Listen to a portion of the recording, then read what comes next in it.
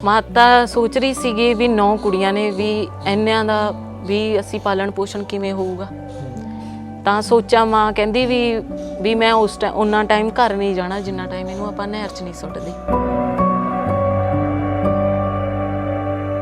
ਸਾਰੇ ਕਹਿ ਰਹੇ ਸੀ ਵੀ ਨਹੀਂ ਆਪਾਂ ਇਹ ਨਹੀਂ ਕਰਨਾ ਹੈਗਾ, ਪਰ ਮਾਂ ਕਹਿ ਰਹੀ ਸੀ ਵੀ ਮੈਂ ਕਰਨਾ ਹੈ। ਪਰ ਫਿਰ ਵੀ ਮਾਂ ਦਾ ਦੇਖੋ ਦਿਲ ਕਿੱਡਾ ਉਹ ਹੋ ਗਿਆ, ਆਪਦੀ ਇੰਨਾ ਸੋਚ ਕੇ ਹੈਰਾਨ ਆ ਇਸ ਗੱਲ ਨੂੰ। ਜਦੋਂ ਹੁਣ ਦੱਸਦੇ ਨੇ, ਸਾਨੂੰ ਤਾਂ ਨਹੀਂ ਪਤਾ ਸੀ, ਪਰ ਜਦੋਂ ਹੁਣ ਦੱਸਦੇ ਨੇ ਨਾ ਅੱਖਾਂ 'ਚੋਂ ਪਾਣੀ ਆਉਂਦਾ ਹੈ ਵੀ ਇਹ ਵੀ ਗੱਲ ਹੋਈ ਸੀ ਸਾਡੇ ਨਾਲ। ਪਰ ਮੇਰੇ ਅੰਦਰ ਇਹੋ ਜਿਹਾ ਜਨੂਨ ਸੀਗਾ ਜੀ, ਮੈਂ ਪਹਿਲੀ ਸੋਚ ਰੱਖਿਆ ਸੀ ਵੀ ਮੈਂ ਮੁੰਡਿਆਂ ਤੋਂ ਵੀ ਵੱਧ ਕੇ ਕਰਨਾ। ਮੈਨੇ ਉਹਨਾਂ ਤੋਂ ਵੀ ਵੱਧ ਕੇ ਪ੍ਰੈਕਟਿਸ ਕੀਤੀ ਜੀ, ਉਹਨਾਂ ਦਾ ਇੰਨਾ ਦਿਲ ਜਿੱਤਿਆ ਮਿਹਨਤ ਨਾਲ ਜੀ। ਮੇਰੇ ਫਾਦਰ ਸਾਹਿਬ ਦਿਹਾੜੀ ਕਰਦੇ ਸੀ, ਜੀਰੀ ਲਾਉਂਦੇ ਸੀਗੇ, ਤੇ ਜਿਹੜੀਆਂ ਵੱਡੀਆਂ ਭੈਣਾਂ ਸੀ ਉਹਨਾਂ ਨੇ ਵੀ ਵਿਚਾਰੀਆਂ ਨੇ ਮਜ਼ਦੂਰੀ ਕਰਕੇ ਹੀ ਗੁਜ਼ਾਰਾ ਕਰਿਆ ਸਾਰਾ। ਮਤਲਬ ਉਹਨਾਂ ਨੂੰ ਵੀ ਮਜ਼ਦੂਰੀ ਦੇ ਵਿੱਚ ਪਾ ਲਿਆ ਗਿਆ। ਕੋਈ ਵੀ ਕਦੇ ਵੀ ਕੋਈ ਬੱਚਾ ਸਕੂਲ ਪੜ੍ਹਨ ਲਈ ਨਹੀਂ ਗਿਆ। ਜਿਹੜੇ ਸਿਫਾਰਸ਼ਾਂ ਤੇ ਪੈਸਾ ਦਿੰਦੇ ਨੇਗੇ ਉਹਨਾਂ ਨੂੰ ਤਾਂ ਭੱਜ ਕੇ ਲੈਂਦੇ ਨੇ, ਪਰ ਸਾਡੇ ਵਰਗੇ ਜਿਹੜੇ ਗਰੀਬ ਹੁੰਦੇ ਨੇਗੇ ਅਸੀਂ ਕਿਹਦੇ ਪਿੱਛੇ ਲੱਗੀਏ ਵੀ ਸਾਨੂੰ ਵੀ ਕੋਈ ਸਾਥੋਂ ਇੰਨੀ ਪੇਮੈਂਟ ਅਸੀਂ ਜਮ੍ਹਾਂ ਕਰਕੇ ਅਸੀਂ ਲੱਗ। ਜੇ ਅਸੀਂ ਪੇਮੈਂਟ ਜਮ੍ਹਾਂ ਕਰਕੇ ਹੀ ਲੱਗਣਾ ਸੀ ਫਿਰ ਅਸੀਂ ਮਿਹਨਤ ਕਿਉਂ ਕਰਦੇ।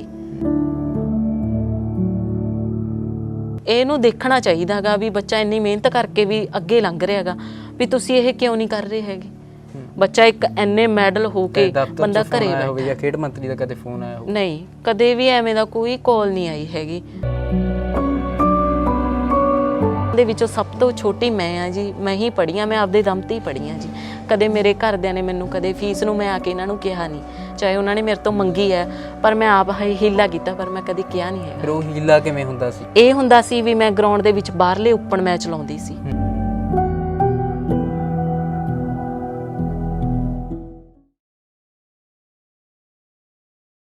ਸਤਿ ਸ਼੍ਰੀ ਅਕਾਲ, ਤੁਸੀਂ ਦੇਖ ਰਹੇ ਹੋ ਸੁਰਖਾਬ ਟੀਵੀ।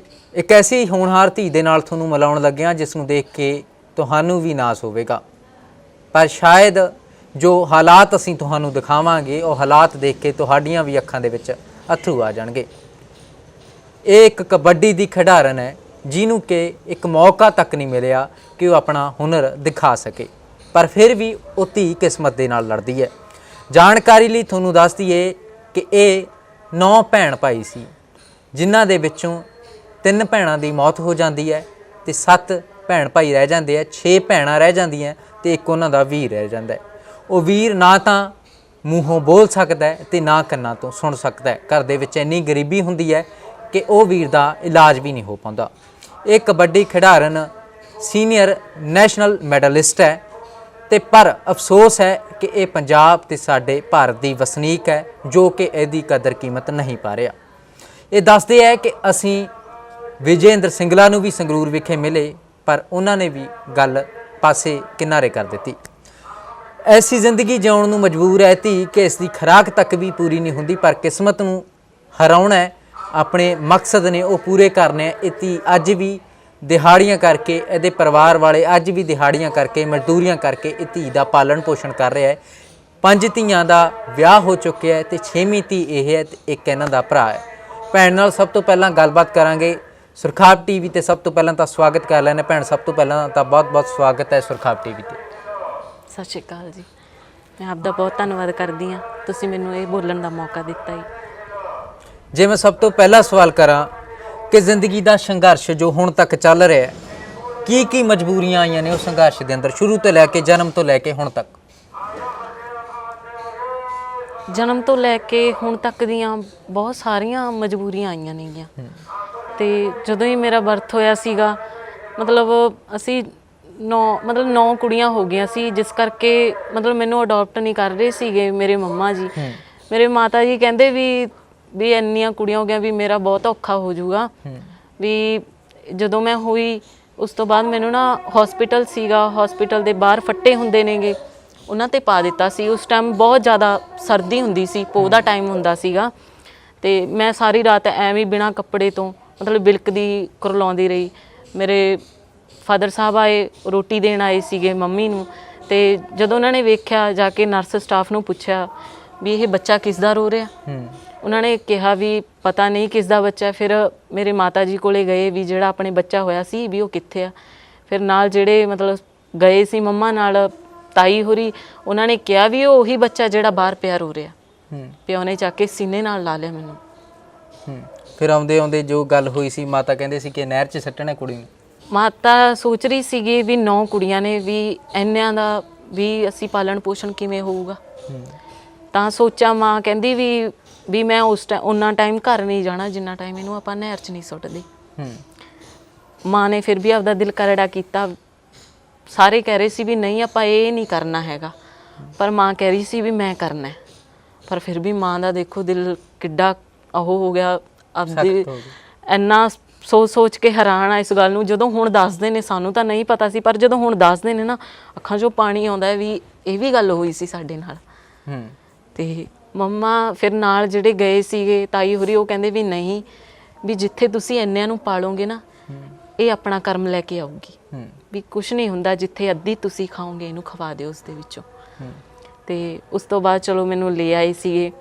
ਉਸ ਤੋਂ ਬਾਅਦ ਮਤਲਬ ਕਈ ਵਾਰੀ ਮਤਲਬ ਕੋਈ ਐਂ ਵੀ ਕਹਿੰਦਾ ਸੀ ਵੀ ਸਾਨੂੰ ਵੀ ਕੋਈ ਅਡੋਪਟ ਵੀ ਕਰਨਾ ਚਾਹੁੰਦਾ ਸੀ। ਕਈ ਵਾਰੀ ਆਏ ਵੀ ਸੀਗੇ ਅਡੋਪਟ ਕਰਨ, ਵੀ ਤੁਹਾਨੂੰ ਅਸੀਂ ਪਲਾਟ ਦੇ ਦਾਂਗੇ, ਸਾਨੂੰ ਕੁੜੀ ਦੇ ਦਿਓ। ਪਰ ਐਵੇਂ ਸੀ ਫਿਰ ਵੀ ਬੱਚਾ ਉਸ ਤੋਂ ਬਾਅਦ ਮੋਹ ਪੈ ਜਾਂਦਾ ਮਾਂ ਪਿਓ ਦਾ। ਉਸ ਤੋਂ ਬਾਅਦ ਕੌਣ ਕਿਸੇ ਨੂੰ ਐਵੇਂ ਦਿੰਦਾ ਹੀ। ਪਰ ਫਿਰ ਵੀ ਮਤਲਬ ਛੋਟੇ ਹੁੰਦੇ ਤੋਂ ਹੀ ਮੇਰਾ ਮਤਲਬ ਗੇਮ ਵੱਲ ਹੌਲੀ ਹੌਲੀ, ਸ਼ੁਰੂ ਦੇ ਵਿੱਚ ਸਰਕਾਰੀ ਸਕੂਲ ਦੇ ਵਿੱਚ ਪੜ੍ਹਦੀ ਹੁੰਦੀ ਸੀ ਤੇ ਹੌਲੀ ਹੌਲੀ ਮੇਰਾ ਨਾ ਗੇਮਾਂ ਵਾਲੇ ਇੰਟਰਸਟ ਪੈਦਾ ਹੁੰਦਾ ਗਿਆ। ਮੈਂ ਸ਼ਾਮ ਨੂੰ ਪ੍ਰੈਕਟਿਸ ਕਰਨੀ, ਛੋਟੀ ਜਿਹੀ ਹੁੰਦੀ, ਸਵੇਰ ਵੀ ਪ੍ਰੈਕਟਿਸ ਕਰਨੀ ਹੁੰਦੀ ਤੇ ਹੌਲੀ ਹੌਲੀ ਮਤਲਬ ਮੁੰਡਿਆਂ ਨਾਲ ਵੀ ਕਈ ਵਾਰ ਪ੍ਰੈਕਟਿਸ ਕਰ ਲੈਂਦੀ ਹੁੰਦੀ। ਮਤਲਬ ਮੇਰੇ ਫਾਦਰ ਸਾਹਿਬ ਮੈਨੂੰ ਬਹੁਤ ਜ਼ਿਆਦਾ ਕਹਿੰਦੇ ਵੀ ਨਹੀਂ, ਵੀ ਇਹ ਆਪਣੇ ਸਮਾਜ ਦੇ ਵਿੱਚ ਅਲਾਓ ਨਹੀਂ ਕਰਦੇ ਇਸ ਚੀਜ਼ ਨੂੰ ਵੀ ਆਪਾਂ ਬॉयਜ਼ ਨਾਲ ਪ੍ਰੈਕਟਿਸ ਕਰ ਸਕੀਏ। ਪਰ ਫਿਰ ਵੀ ਮੈਂ ਧੱਕਾ ਕਰਦੀ, ਮਤਲਬ ਜ਼ਬਰਦਸਤੀ ਕਰਦੀ ਵੀ ਮੈਂ ਕਰਨੀ ਹੈਗੀ। ਮੈਂ ਸੋਚਦੀ ਵੀ ਜੇ ਮੈਂ ਇਹਨਾਂ ਨਾਲ ਅੱਜ ਮੈਂ ਕਿਸੇ ਤਕੜੇ ਨਾਲ ਭਿੜੂੰਗੀ ਸ਼ਾਇਦ ਮੈਂ ਉਹਦੇ ਬਰਾਬਰ ਭਿੜ ਸਕੂੰਗੀ ਅੱਗੇ ਤੋਂ। ਤੇ ਹੌਲੀ ਹੌਲੀ ਚਲੋ ਵੀ ਮੈਂ ਹੌਲੀ ਹੌਲੀ ਪ੍ਰੈਕਟਿਸ ਕਰਦੀ ਗਈ। ਮਤਲਬ ਉਦੋਂ ਮੈਂ 6ਵੀਂ ਕਲਾਸ ਦੇ ਵਿੱਚ ਸੀ ਜਦੋਂ ਮੈਨੂੰ ਪਹਿਲੀ ਵਾਰੀ ਜ਼ੋਨ ਦੇ ਵਿੱਚ ਖੇਡਣ ਦਾ ਮੌਕਾ ਮਿਲਿਆ, ਮੈਨੂੰ ਲੈ ਕੇ ਗਈ ਉੱਥੇ। ਤਕਰੀਬਨ ਮੇਰੀ ਮਤਲਬ ਕੱਲੀ ਪ੍ਰੈਕਟਿਸ ਕਰਦੀ ਹੁੰਦੀ ਤੇ ਇੰਨੇ ਕੋਈ ਉਦੋਂ ਬੱਚੇ ਨੂੰ ਪ੍ਰੈਕਟਿਸ ਦਾ ਪਤਾ ਨਹੀਂ ਹੁੰਦਾ ਸੀ, ਕੱਲੀ ਖੁਦ ਹੀ ਪ੍ਰੈਕਟਿਸ ਕਰੀ ਜਾਂਦੀ ਹੁੰਦੀ ਸੀ। ਤੇ ਉਦੋਂ ਮਤਲਬ ਵਧੀਆ ਥੋੜਾ ਜਿਹਾ ਆਪਦੇ ਆਪ ਨੂੰ ਹੋਇਆ ਵੀ ਆਪਣੀ ਪ੍ਰੈਕਟਿਸ ਕਰੀ ਹੋਈ ਆ ਵੀ ਮਤਲਬ ਵਧੀਆ ਪਰਫਾਰਮੈਂਸ ਆਊਗੀ। ਉਦੋਂ ਵਧੀਆ ਖੇਡੇ ਨਿਆਣੇ ਹੁੰਦੇ ਸੀਗੇ। ਪਰ ਉਸ ਤੋਂ ਬਾਅਦ ਜਿਉਂ-ਜਿਉਂ ਉਮਰ ਵੱਧਦੀ ਗਈ, ਕਲਾਸ ਵਾਈਜ਼ ਉਸ ਤਰ੍ਹਾਂ ਸਾਡੇ ਮਤਲਬ ਮਾਸਟਰ ਨੇ, ਜਰਨੈਲ ਮਾਸਟਰ ਪੀਟੀ, ਜਿਨ੍ਹਾਂ ਨੇ ਮੈਨੂੰ ਬਹੁਤ ਵਧੀਆ ਟ੍ਰੇਨਿੰਗ ਦਿੱਤੀ ਸਟਾਰਟਿੰਗ ਦੇ ਵਿੱਚੋਂ ਹੀ।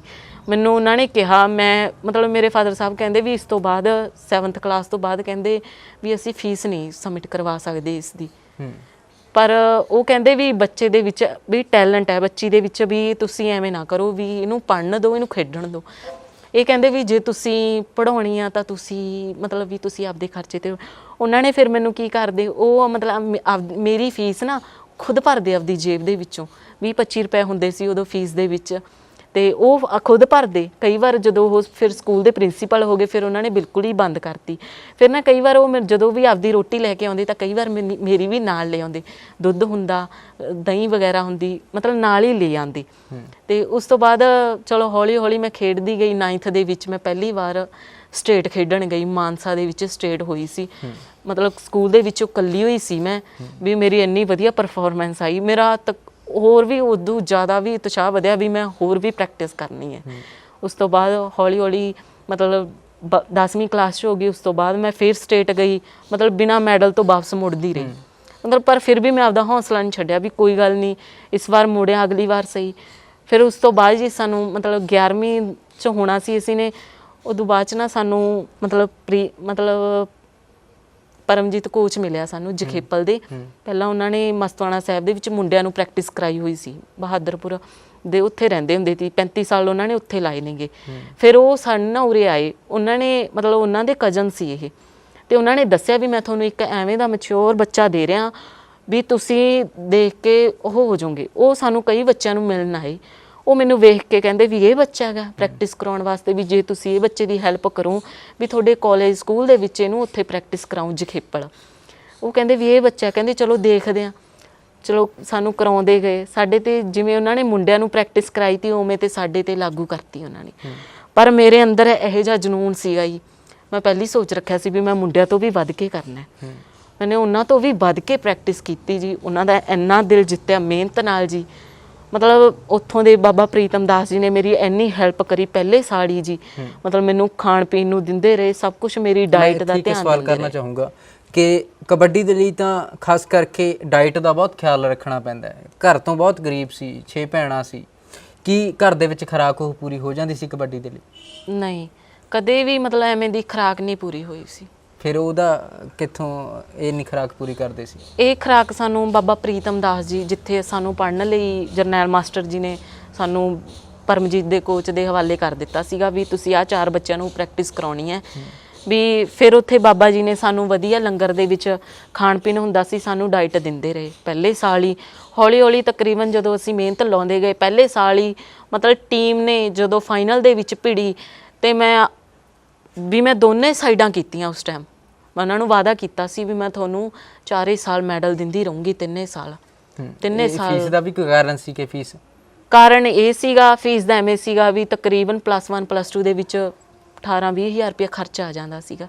ਉਸ ਟਾਈਮ ਉੱਠਦੀ ਵੀ ਸੀ, ਕਈ ਬੱਚੇ ਕਹਿੰਦੇ ਸੀਗੇ ਵੀ ਇਹਨਾਂ ਦੀ ਫੀਸ ਨਹੀਂ ਲਈ ਜਾ ਰਹੀ ਹੈਗੀ, ਪਰ ਨਾ ਮੈਂ ਉਹਨਾਂ ਨੂੰ, ਮੇਰੇ ਜਿਹੜੇ ਕੋਚ ਸੀਗੇ ਉਹਨਾਂ ਨੇ ਇਹ ਗੱਲ ਕਹੀ ਸੀ ਵੀ ਜੇ ਬੱਚਾ ਤੁਹਾਨੂੰ ਕੁਝ ਨਹੀਂ ਕਰਕੇ ਦਿਖਾਊਗਾ ਤਾਂ ਉਹਦੀ ਸਾਰੀ ਫੀਸ ਮੈਂ ਭਰੂੰਗਾ, ਪਰ ਬੱਚੇ ਨੂੰ ਇੱਕ ਵਾਰੀ ਟਰਾਈ ਕਰਕੇ ਦਿਖਾਉਣ ਦਿਓ। ਪਰ ਮੈਂ ਉਹਨਾਂ ਨੂੰ ਕਰਕੇ ਦਿਖਾਇਆ ਜੀ। ਪਰ ਅੱਜ ਇਸ ਟਾਈਮ ਜੀ ਉੱਥੋਂ ਦਾ ਸਟਾਫ ਹੈ ਜਿਹੜਾ, ਉੱਥੋਂ ਦੀ ਪ੍ਰਿੰਸੀਪਲ ਨੇ ਮੇਰਾ ਇੰਨਾ ਜ਼ਿਆਦਾ ਸਹਿਯੋਗ ਕਰਦੇ ਨੇ, ਬਾਬਾ ਪ੍ਰੀਤਮ ਦਾਸ ਜੀ, ਮੈਂ ਉਹਨਾਂ ਦਾ ਦੇਣ ਕਦੇ ਵੀ ਨਹੀਂ ਦੇ ਸਕਦੀ ਹੈਗੀ ਜੀ, ਨਾ ਹੀ ਮੈਂ ਆਪਦੇ ਕੋਚ ਸਰ ਦਾ ਦੇ ਸਕਦੀ ਹਾਂ। ਤੇ ਘਰ ਦਾ ਫਿਰ ਗੁਜ਼ਾਰਾ ਕਿਵੇਂ ਚੱਲਦਾ ਤੁਹਾਡਾ? ਘਰ ਦਾ ਗੁਜ਼ਾਰਾ ਤਕਰੀਬਨ ਮੇਰੇ ਮੰਮੀ 35 ਸਾਲ ਹੋ ਗਏ ਉਹਨਾਂ ਨੂੰ ਸਕੂਲ ਦੇ ਵਿੱਚ ਕੰਮ ਕਰਦੇ ਨੇ, 2000 ਤੇ ਪੇ ਹੁੰਦੀ ਸੀ, ਇੰਨੀ ਕੁ ਪੇ ਹੁੰਦੀ ਸੀ, ਭਾਂਡੇ ਮਾਂਜਦੇ ਸੀ, ਝਾੜੂ ਲਾਉਂਦੇ ਸੀ। ਤੇ ਮੇਰੇ ਫਾਦਰ ਸਾਹਿਬ ਦਿਹਾੜੀ ਕਰਦੇ ਸੀ, ਜੀਰੀ ਲਾਉਂਦੇ ਸੀਗੇ। ਤੇ ਜਿਹੜੀਆਂ ਵੱਡੀਆਂ ਭੈਣਾਂ ਸੀ ਉਹਨਾਂ ਨੇ ਵੀ ਵਿਚਾਰੀਆਂ ਨੇ ਮਜ਼ਦੂਰੀ ਕਰਕੇ ਹੀ ਗੁਜ਼ਾਰਾ ਕਰਿਆ ਸਾਰਾ। ਮਤਲਬ ਉਹਨਾਂ ਨੂੰ ਵੀ ਮਜ਼ਦੂਰੀ ਦੇ ਵਿੱਚ ਪਾ ਲਿਆ ਗਿਆ, ਕੋਈ ਵੀ ਕਦੇ ਵੀ ਕੋਈ ਬੱਚਾ ਸਕੂਲ ਪੜ੍ਹਨ ਲਈ ਨਹੀਂ ਗਿਆ। ਉਹਨਾਂ 'ਚ ਤੁਸੀਂ ਸਾਰੇ ਪੜ੍ਹੇ? ਉਹਨਾਂ ਦੇ ਵਿੱਚੋਂ ਸਭ ਤੋਂ ਛੋਟੀ ਮੈਂ ਆ ਜੀ, ਮੈਂ ਹੀ ਪੜ੍ਹੀ ਹਾਂ, ਮੈਂ ਆਪਦੇ ਦਮ ਤੇ ਹੀ ਪੜ੍ਹੀ ਹਾਂ ਜੀ। ਕਦੇ ਮੇਰੇ ਘਰਦਿਆਂ ਨੇ ਮੈਨੂੰ ਕਦੇ ਫੀਸ ਨੂੰ ਮੈਂ ਆ ਕੇ ਇਹਨਾਂ ਨੂੰ ਕਿਹਾ ਨਹੀਂ, ਚਾਹੇ ਉਹਨਾਂ ਨੇ ਮੇਰੇ ਤੋਂ ਮੰਗੀ ਹੈ, ਪਰ ਮੈਂ ਆਪ ਹੀਲਾ ਕੀਤਾ, ਪਰ ਮੈਂ ਕਦੇ ਕਿਹਾ ਨਹੀਂ ਹੈਗਾ। ਫਿਰ ਉਹ ਹੀਲਾ ਕਿਵੇਂ ਹੁੰਦਾ ਸੀ? ਹੀਲਾ ਮੈਂ ਗਰਾਊਂਡ ਦੇ ਵਿੱਚ ਇਹ ਹੁੰਦਾ ਸੀ ਵੀ ਮੈਂ ਗਰਾਊਂਡ ਦੇ ਵਿੱਚ ਬਾਹਰਲੇ ਓਪਨ ਮੈਚ ਲਾਉਂਦੀ ਸੀ। ਮੈਨੂੰ ਮਤਲਬ ਕੋਈ ਕਲੱਬ ਮਿਲਿਆ ਸੀ ਰੌਂਤੇ ਤੋਂ, ਮੀਤਾ ਬਾਈ, ਉਹਨਾਂ ਨੇ ਮਤਲਬ ਮੇਰੀ ਗੇਮ ਨੂੰ ਸਪੈਸ਼ਲ ਦੇਖਿਆ ਵੀ ਬੱਚੀ 'ਚ ਕੋਈ ਟੈਲੈਂਟ ਹੈ। ਉਹਨਾਂ ਨੇ ਕਿਹਾ ਵੀ ਇਹ ਬੱਚਾ ਮੈਨੂੰ ਮੇਰੇ ਕਲੱਬ ਲਈ ਚਾਹੀਦਾ। ਉਹਨਾਂ ਨੇ ਮੈਨੂੰ ਪਹਿਲੇ ਸਾਲ ਜਦੋਂ 2 ਸਾਲ ਮੈਂ ਉਹਨਾਂ ਦੀ ਟੀਮ ਲਈ ਖੇਡੀ ਤਾਂ ਮੈਂ ਇੰਨੀ ਬੈਸਟ ਪਰਫਾਰਮੈਂਸ ਦਿੱਤੀ ਵੀ ਉਹਨਾਂ ਦੇ ਉਹ ਗਰਾਊਂਡ ਦੇ ਵਿੱਚੋਂ ਜਿਹੜੇ 4 ਪੈਸੇ ਆਉਂਦੇ ਸੀ ਅਸੀਂ ਆਪਦੇ ਘਰ ਦਾ ਗੁਜ਼ਾਰਾ ਤੋਰਦੇ ਸੀ। ਡਾਈਟ ਨੂੰ ਤਾਂ ਬਾਬਾ ਜੀ ਪ੍ਰੀਤਮ ਦਾਸ ਜੀ ਅਸੀਂ ਉਹਨਾਂ ਦੇ ਲੰਗਰ 'ਚ ਹੀ ਖਾਂਦੇ ਸੀਗੇ, ਪਰ ਮੇਰੇ ਘਰ ਦਾ ਗੁਜ਼ਾਰਾ ਉਹ ਕਬੱਡੀ ਦੀ ਉਹ 'ਤੇ ਚੱਲਦਾ ਸੀ, ਕਮਾਈ 'ਤੇ ਚੱਲਦਾ ਸੀਗਾ। ਤੇ ਇੱਕ ਭੈਣ ਹੋਰ ਸਵਾਲ ਮੈਂ ਕਰਨਾ ਚਾਹੂੰਗਾ ਕਿ ਤੁਸੀਂ ਆਖਿਆ ਕਿ ਮੈਂ ਇੱਕ ਵਾਰ CRPF ਦੀ ਭਰਤੀ ਕੀਤੀ, ਪਰ ਉੱਥੇ ਵੀ ਜਿਨ੍ਹਾਂ ਕੋਲ ਕਬੱਡੀ ਦੀ ਜਾਂ ਕੋਈ ਖੇਡ ਦੀ ਮਹਾਰਤ ਨਹੀਂ ਸੀ, ਪਰ ਉਹ ਸਿਫਾਰਿਸ਼ ਦੇ ਬੇਸ 'ਤੇ ਭਰਤੀ ਕਰ ਲਏ ਗਏ, ਜਿਨ੍ਹਾਂ 'ਚੋਂ ਤੁਸੀਂ ਪਿੱਛੇ ਰਹਿ ਗਏ।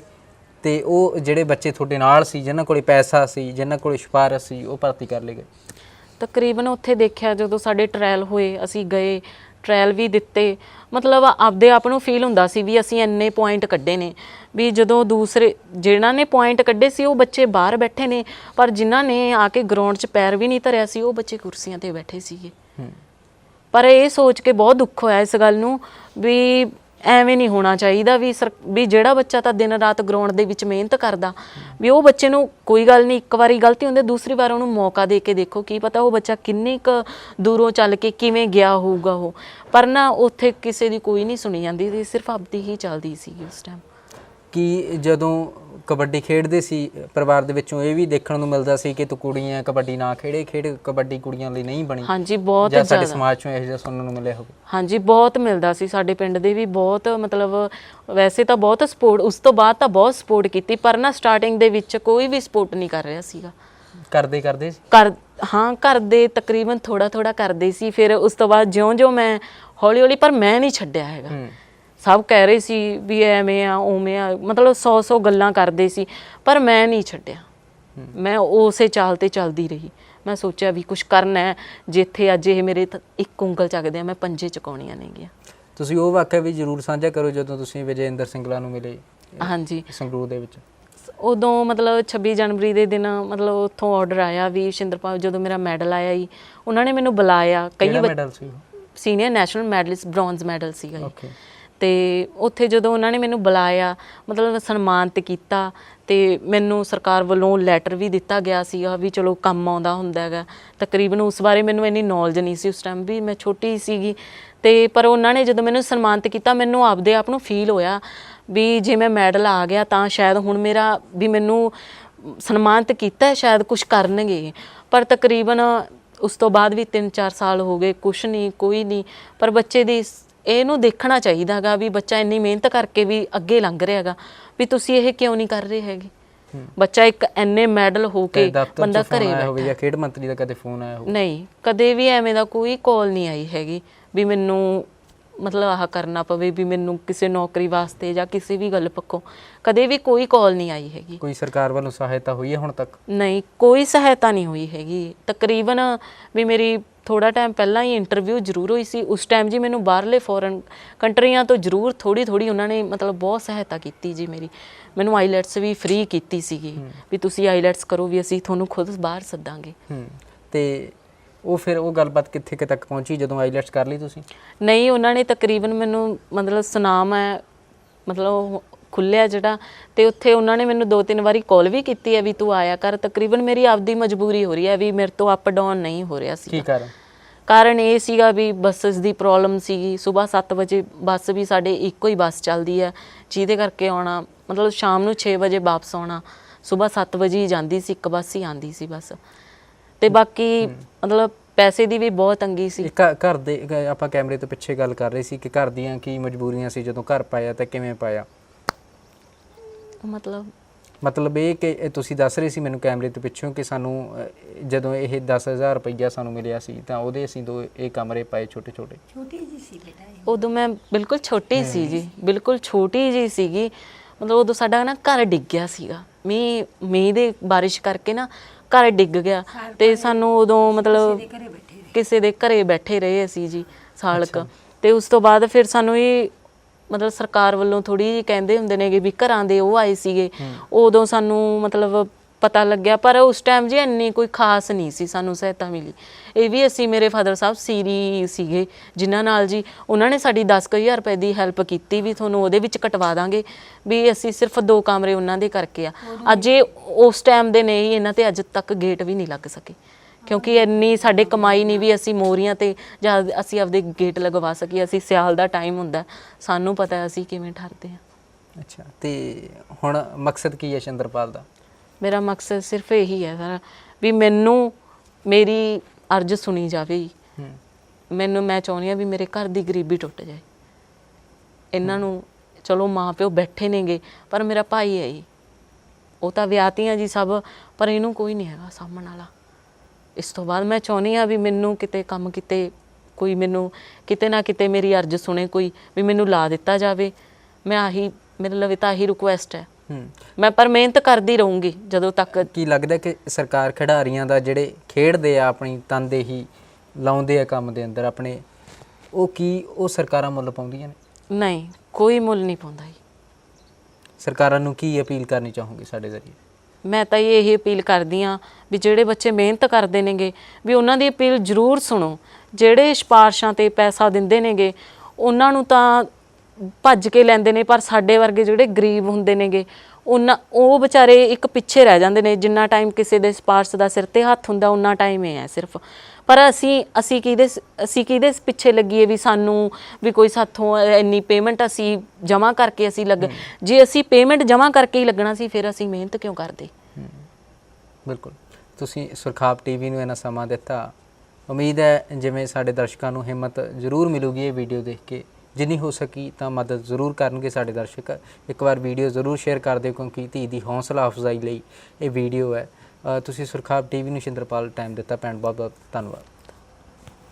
ਸੋ ਦਰਸ਼ਕੋ, ਇਹ ਸੀ ਸਾਡੇ ਨਾਲ ਸ਼ਿੰਦਰਪਾਲ ਕੌਰ ਜਿਨ੍ਹਾਂ ਨੇ ਆਪਣੀ ਜ਼ਿੰਦਗੀ ਦਾ ਹੁਣ ਤੱਕ ਦਾ ਸੰਘਰਸ਼ ਦੱਸਿਆ ਕਿ ਕਿਵੇਂ ਮੇਰੀਆਂ 6 ਭੈਣਾਂ ਨੂੰ ਤੇ ਇੱਕ ਸਾਡਾ ਭਰਾ ਹੈ, ਕਿਵੇਂ ਘਰਦਿਆਂ ਨੇ ਪਾਲਿਆ ਪਲੋਸਿਆ ਤੇ ਫਿਰ 5 ਧੀਆਂ ਦਾ ਵਿਆਹ ਕੀਤਾ ਤੇ 6ਵੀਂ ਆਪਣੇ ਦਮ ਤੇ ਪੜ੍ਹੀ ਹੈ। ਆਪਣੇ ਦਮ ਤੇ ਹੀ ਕਬੱਡੀ ਦੀ ਜੋ ਮਹਾਰਤ ਹੈ ਉਹ ਹਾਸਲ ਕੀਤੀ ਹੈ ਤੇ ਗਰਾਊਂਡਾਂ ਦੇ ਵਿੱਚ ਬੜੀਆਂ ਧੁੰਮਾਂ ਮਚਾਈਆਂ ਨੇ। ਵਿਜੇਂਦਰ ਸਿੰਗਲਾ ਨੂੰ ਵੀ ਮਿਲੇ, ਪਰ ਨਾ ਤਾਂ ਕੋਈ ਦਫ਼ਤਰ 'ਚ ਫੋਨ ਆਇਆ, ਨਾ ਕੋਈ ਹੌਸਲਾ ਅਫਜ਼ਾਈ ਲਈ ਕਿਸੇ ਵੀ ਮੰਤਰੀ ਨੇ ਫੋਨ ਕੀਤਾ। ਇਹ ਇੱਕ ਅਸਲ ਸੱਚਾਈ ਹੈ ਸਾਡੇ ਸਮਾਜ ਦੀ ਕਿ ਜਿਹੜੇ ਅੱਗੇ ਵਧਣਾ ਚਾਹੁੰਦੇ ਹੈ ਉਹਨਾਂ ਨੂੰ ਸਰਕਾਰ ਮੌਕਾ ਨਹੀਂ ਦਿੰਦੀ। ਜੋ ਸਿਫਾਰਸ਼ਾਂ ਦੇ ਤੌਰ ਤੇ ਭਰਤੀ ਹੁੰਦੇ ਹੈ ਜਾਂ ਜਿਨ੍ਹਾਂ ਕੋਲ ਪੈਸਾ ਹੁੰਦਾ ਉਹਨਾਂ ਨੂੰ ਸਰਕਾਰੀਆਂ ਨੌਕਰੀਆਂ ਧੜਾ ਧੜ ਦੇ ਦਿੱਤੀਆਂ ਜਾਂਦੀਆਂ ਨੇ। ਤਾਂ ਸਰਕਾਰਾਂ ਨੂੰ ਚਾਹੀਦਾ ਹੈ ਕਿ ਐਸੇ ਖਿਡਾਰੀ ਜਿਹੜੇ ਜ਼ਮੀਨ ਤੋਂ ਉੱਠ ਕੇ ਵਧੀਆ ਇੱਕ ਮੁਕਾਮ ਹਾਸਲ ਕਰਨਾ ਚਾਹੁੰਦੇ ਆ ਉਹਨਾਂ ਨੂੰ ਇੱਕ ਵਾਰ ਮੌਕਾ ਜ਼ਰੂਰ ਦੇਵੇ। ਜਿਵੇਂ ਸ਼ਿੰਦਰਪਾਲ ਦੀ ਸਟੋਰੀ ਸੰਘਰਸ਼ ਦੀ ਇਹਨਾਂ ਨੇ ਦੱਸਿਆ ਕਿ ਸਾਡੇ ਕੋਲੇ ਸਿਆਲਾਂ ਦੇ ਵਿੱਚ ਅੰਦਰ ਜਦੋਂ ਅਸੀਂ ਪੈਂਦੇ ਹਾਂ ਤਾਂ ਉਦੋਂ ਵੀ ਸਾਨੂੰ ਸਰਦੀ ਲੱਗਦੀ ਹੈ। ਇੱਕ ਗੇਟ ਤੱਕ ਸਾਡੇ ਪਰਿਵਾਰ ਤੋਂ ਲੱਗ ਨਹੀਂ ਸਕਦਾ ਕਿਉਂਕਿ ਪਰਿਵਾਰ ਦੀਆਂ ਐਸੀਆਂ ਮਜਬੂਰੀਆਂ ਨੇ। ਮੇਰੇ ਪਿਤਾ ਜੀ ਉਹ ਆਖਦੇ ਆ ਕਿ ਦਿਹਾੜੀਆਂ ਮਜ਼ਦੂਰੀਆਂ ਕਰਕੇ ਮੇਰੀ ਮਾਤਾ ਜੀ ਸਕੂਲ ਦੇ ਵਿੱਚ ਰੋਟੀਆਂ ਪਕਾ ਕੇ ਜ਼ਿੰਦਗੀ ਜੀਵਨ ਬਤੀਤ ਕਰਦੀ ਹੈ ਅਤੇ ਮੈਂ ਕਬੱਡੀ ਦੇ ਟੂਰਨਾਮੈਂਟ ਖੇਡ ਕੇ ਆਪਣਾ ਗੁਜ਼ਾਰਾ ਕਰਦੀ ਹਾਂ, ਆਪਣੀ ਫੀਸਾਂ ਭਰਦੀ ਹਾਂ ਅਤੇ ਆਪਣਾ ਜੋ ਡਾਈਟ ਚਾਹੀਦੀ ਹੁੰਦੀ ਹੈ ਉਹ ਲੈਂਦੀ ਹਾਂ। ਪਰ ਸਰਕਾਰਾਂ ਕਿੱਥੇ ਨੇ? ਸਰਕਾਰਾਂ ਕਿੱਥੇ ਸੁੱਤੀਆਂ ਪਈਆਂ ਨੇ ਜਾਂ ਵਿਧਾਇਕਾਂ ਦੇ ਪੁੱਤਰਾਂ ਨੂੰ ਨੌਕਰੀ ਦੇਣ ਦੇ ਵਿੱਚ ਬਿਜ਼ੀ ਨੇ। ਤਾਂ ਅਪੀਲ ਤਾਂ ਇਹੀ ਹੈ ਕਿ ਸਰਕਾਰ ਤੱਕ ਇਹ ਵੀਡੀਓ ਜ਼ਰੂਰ ਪੁੱਜਦੀ ਕਰੋ ਤਾਂ ਕਿ ਇਸ ਧੀ ਦੀ ਮਦਦ ਹੋ ਸਕੇ। ਅਸੀਂ ਵੀ ਅਰਦਾਸ ਕਰਦੇ ਹਾਂ, ਅਪੀਲ ਕਰਦੇ ਹਾਂ ਕਿ ਤੁਹਾਨੂੰ ਇਹ ਵੀਡੀਓ ਪਸੰਦ ਆਈ ਹੋਊਗੀ। ਜਿੰਨੀ ਵੀਡੀਓ ਪਸੰਦ ਆਈ ਤਾਂ ਧੀ ਦੀ ਹੌਸਲਾ ਅਫਜ਼ਾਈ ਲਈ ਇਹ ਵੀਡੀਓ ਜ਼ਰੂਰ ਸ਼ੇਅਰ ਕਰੋ। ਅਸੀਂ ਅਰਦਾਸ ਕਰਦੇ ਹਾਂ ਕਿ ਸ਼ਿੰਦਰਪਾਲ ਨੂੰ ਰੱਬ ਦਿਨ ਦੁੱਗਣੀ ਤੇ ਰਾਤ ਚੌਗੁਣੀ ਤਰੱਕੀ ਬਖਸ਼ੇ। ਜੋ ਇਹਦੇ ਸੁਪਨੇ ਨੇ ਆਪਣੇ ਜ਼ਿਹਨ ਦੇ ਅੰਦਰ ਸੋਚੇ ਨੇ ਉਹ ਜ਼ਰੂਰ ਰੱਬ ਪੂਰੇ ਕਰੇ ਅਤੇ ਜੋ ਘਰ ਦੀ ਗਰੀਬੀ ਹੈ ਉਹਨੂੰ ਵੀ ਜ਼ਰੂਰ ਦੂਰ ਕਰੇ। ਉਮੀਦ ਹੈ ਸਾਡੀ ਗੱਲਬਾਤ ਤੁਹਾਨੂੰ ਪਸੰਦ ਆਈ ਹੋਊਗੀ। ਅੱਖਾਂ 'ਚੋਂ ਪਾਣੀ ਵੀ ਆਇਆ ਹੋਣਾ ਹੈ ਪਰ ਇਹ ਹੌਸਲਾ ਦੇਖੋ ਧੀ ਦਾ ਕਿ ਆਪਣੇ ਆਪ ਨੂੰ ਕਿਵੇਂ ਦ੍ਰਿੜ ਇਰਾਦਿਆਂ ਦੇ ਨਾਲ ਆਪਣੀ ਜ਼ਿੰਦਗੀ ਨੂੰ ਹਰਾਉਣ 'ਤੇ ਲੱਗੀ ਹੋਈ ਹੈ ਅਤੇ ਆਪਣੀ ਕਿਸਮਤ ਨੂੰ ਚਮਕਾਉਣ ਲਈ ਲੱਗੀ ਹੋਈ ਹੈ। ਉਮੀਦ ਹੈ ਸਾਡੀ ਗੱਲਬਾਤ ਪਸੰਦ ਆਈ ਹੋਊਗੀ। ਮੈਨੂੰ ਮਨੀ ਪਰਵੇਜ਼ ਨੂੰ ਦਿਓ ਇਜਾਜ਼ਤ ਅਤੇ ਤੁਸੀਂ ਦੇਖਦੇ ਰਹੋ ਸੁਰਖਾਬ TV। ਧੰਨਵਾਦ।